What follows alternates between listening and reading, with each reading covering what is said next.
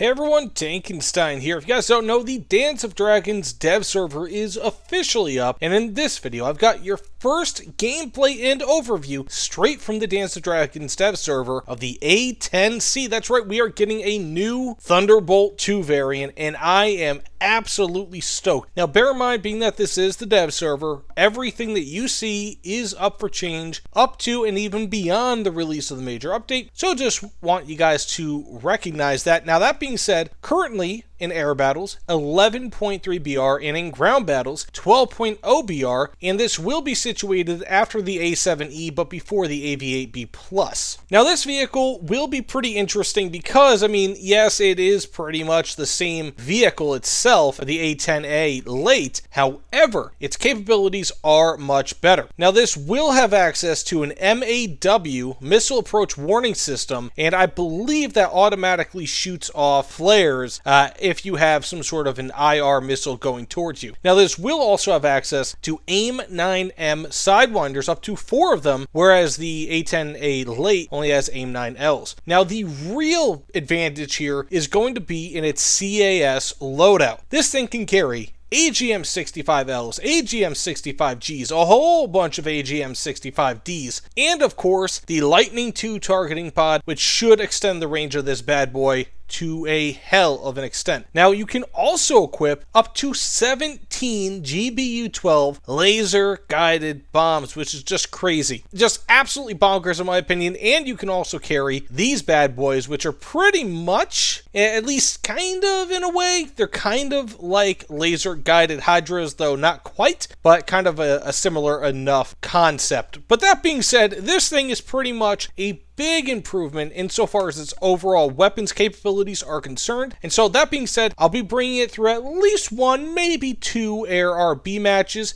I would bring this into a ground RB match, but as you can see, when I switch this to ground RB, it grays it out, so I cannot use this in ground RB for whatever reason. However, I will still be able to use this in the testing ground so that we could see exactly how its new weapons function. With that being said, let's get into it. Have a good time. So one interesting thing here to note is that being that we are on the dev server, there's just a whole bunch of bots, unfortunately, so we're gonna have to deal with those. But also, when it comes to this vehicle, something I did not mention in the intro, you have helmet mounted display, which is fantastic, especially for these AIM-9Ms. I'm sure it's going to help quite a bit, but unfortunately, like, especially being that this is not the highest energy plane in the world, and so, you know, if you can't make a turn in time, this is really going to possibly save your skin, especially with those AIM-9Ms.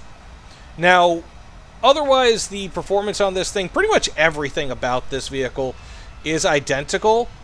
I'm just going to get down here. I do not feel like dying. That's the Moz system for you. So pretty much everything. Okay, we get it, Moz. He just crashed. It's a MiG-23M player, or ML player for you. Why are you doing that in the dev server, my guy? But anyways, so this vehicle is pretty much identical stat-wise to the... and that's a bot right there. He's gonna die. So this vehicle is essentially identical to the A-10C, or A-10A late. Oh, it's picking up that guy's missile. Okay, I'm gonna go fire a little bit early here. Hopefully he doesn't notice. Doesn't look like he is. And we're gonna get a head-on. Yeah! The Su-24M versus the A-10A, or A-10C, and it's a tie. So that said, but I did get the first kill. So that said, I guess maybe, like, let's just try this real quick one more time. But like I said, unfortunately, there's not really all too much that you can do versus, you know, on the dev server. It's just very limited. So when it comes to the performance of this thing, it's definitely going to suffer quite a bit more, at least in my opinion, than what we see even on the A-10A late. I mean, like, that extra BR is going to really be a big problem. I'm going to go fire one more time. May as well, right? It's going to be a big issue when it comes to or not the extra full BR, but rather 0.6 as of right now. You know, it could go up because AIM 10 or AIM 9Ms are powerful. I mean, like, we really, like, at top tier, they may be like, oh, you know, they're okay, but like at this BR, man, this is a really sensitive system. Holy crud! Like, if there's a missile going off within 50 million kilometers, it's gonna go off. I do want to go for that SU-25, but I don't really feel like it's necessary. But like I was saying, the overall performance on this vehicle, it's not bad, or it's not good, rather. It's just not going to be competitive at all. You're talking at, give or take, 700 to 720 kilometers per hour. That's going to be your speed. And that's going into a fight. Once you're in the fight, you're going to be going quite a bit slower. There's an enemy over there trying to drop bombs. Okay, rockets on that base. He's quite far. Let's try this out. Turn upside down.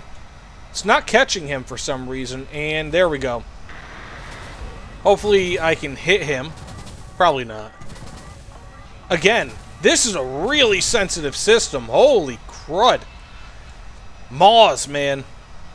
We do have this guy over here. That is definitely a player. I don't know what this guy's doing, but I should be able to get that kill, barring a death on my part. I don't know if anyone else on my team actually notices this guy for some reason. And I'm going to wait. Okay, SU-24. It's a little bit far away, but that's fine. Missile launched. We're going to go in for another gun kill here, I guess. This time we actually get it, I think, without dying myself. Oh, good. I ripped his wing off. Look at that. You don't always have to die in order to get a kill versus an SU-24, while you yourself are flying the A-10C. But that being said, I mean, I really don't see... Really, you had a flare against me, but not against that guy. But look at that. My flares are all gone. And I think a lot of those were triggered by allies. So this might be an instance where it's like... I don't know if they have, like, maw sensitivity, or if they have some sort of a system. Like, I can't protect myself against this SU-39 now, which has R-73s. But I don't know if there's, like, a way to be like, oh, just fire off one flare or two, which I would kind of prefer, because this is just wild to me. And he just offed himself. Okay, then. So that said, let's just get into a test drive. Like I said, unfortunately, being that this is the dev server, it doesn't allow me to actually use... it doesn't allow me to actually get into a ground RB match and go against live targets. So we're going to have to go test drive and see exactly how its new weapons work out. Okay, and here we are finally in the test drive. And as you can see, I've got the AGR-20As, the Bs, AGM-65G, the GBU-12 Paperweight 2, and AGM-65L. So we're going to go ahead and start here with the AGR-20As. We're going to be able to lock on, hopefully, to this guy right here. And we have him lasered already. Let's see, can I... Okay, it looks like it already missed. Okay, we're going to want to go to a slightly longer range and hopefully use it from there. Because ultimately, using any sort of guided weapon within a kilometer or two, especially one that's more than like 200 meters per second, these are around 400 if I'm not mistaken, it gets a little bit iffy. So we're going to go ahead and turn here, and then of course go up against that medium tank T-55 essentially at a range. So I think that these can all be guided in simultaneously if I'm not mistaken. Yes, they all can. So let's see. Oh my goodness gracious. Woo! And none of them did anything. So let's go ahead and try out the AGR-20Bs. Now, these do look like they are all against the top of that vehicle. That's about where I have the laser aimed. So let's see if that works. And again, I mean, these are pretty cool weapons. I mean, I'm sure some people are going to become masters of the AGRs. But in my opinion, they're like, you know, I mean, if you're close enough to fire these, you may as well be firing something else, like Hydras, for example. But let's go ahead and just fire 3 of these.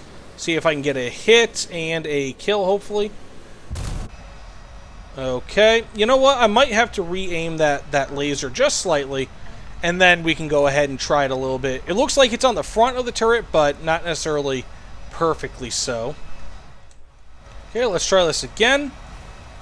And fire just a few of these off. Right on top. And it doesn't really look like it's doing anything. I'm actually genuinely shocked about that. Let's get that at a steeper angle. Try it one more time, but in all honesty, I mean, like, while I'm sure that under the right conditions, these little rockets, these laser-guided rockets, or as they're being kind of called, laser-guided missiles, can do quite well. I'm genuinely sure of it. It's just, this is a T-55, right? Like, that I'm fighting. That's it. I'm not fighting some crazy, big, and, like, well-armored, composite armor, ERA, you know, villain tank out there. This is just a T-55, and it's having a tough time with that.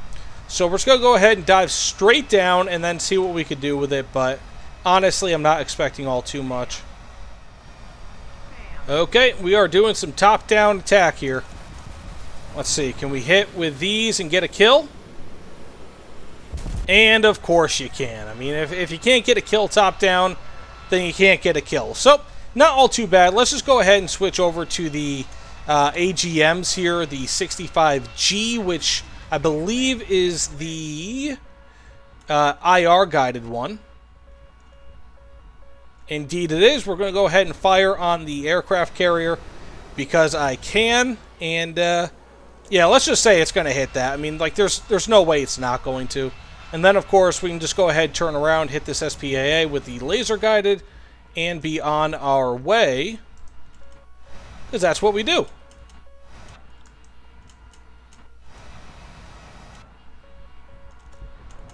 Okay, laser-guided SPAA on the way, or SP, wait, ATG, what am I saying? SPAA, ATGM. Any hoodles, that's pretty much it. I mean, very impressive with the Lantern targeting pod. You will be able to get substantially better range out of these things, the AGMs at least. When it comes to the AGR rocket missiles, they're not, in my opinion, going to be all that great. Like, you can certainly use them, but if you're going to be using them, you may as well just use the Hydras and get in, like, real close and dirty with the enemy. It's just the AGRs. They're not all that great, you know. But either way, thanks for watching. If you don't mind, please consider liking, commenting, subscribing. Let me know what you guys think in the comments below. But either way, thanks again. We'll see you all on the other side. Take care, everyone.